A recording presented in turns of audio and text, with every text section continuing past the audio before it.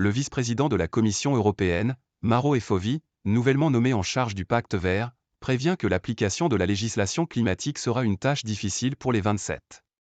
Nous sommes dans une nouvelle phase parce que jusqu'à présent, nous nous sommes beaucoup concentrés sur le travail législatif, donc je pense que nous avons construit ce nouveau cadre politique mais aussi législatif pour le Pacte vert, insiste Mauro Efovi, vice-président de la Commission européenne en charge du dossier, lors d'une interview accordée mardi à Euronews.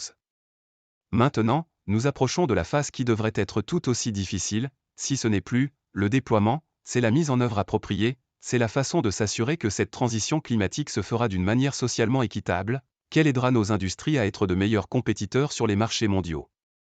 Au cours des 2 dernières années, l'UE a adopté une série de lois visant à réduire les émissions de gaz à effet de serre d'au moins 55% avant la fin de la décennie, à travers notamment l'interdiction progressive des moteurs à combustion, l'imposition d'une taxe aux frontières sur les importations polluantes et avec de nouveaux objectifs plus ambitieux en matière d'efficacité énergétique. En outre, l'Union européenne a mis en place des plans de grande envergure pour se passer des combustibles fossiles russes et accélérer le déploiement des ressources renouvelables.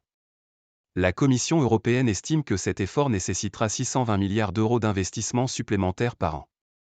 Je pense que la mise en pratique sera aussi difficile que le travail que nous avons effectué jusqu'à présent, estime le vice-président. Mais ne pas agir serait la pire des solutions possibles. Il suggère que l'institution propose, d'ici le début de l'année prochaine, un objectif intermédiaire pour réduire davantage les émissions de gaz à effet de serre d'ici 2040, sans préciser de pourcentage. À ce jour, l'UE n'a que des objectifs juridiquement contraignants pour 2030 et 2050, date butoir pour atteindre la neutralité carbone. Regardons cet été. Regardons l'été dernier.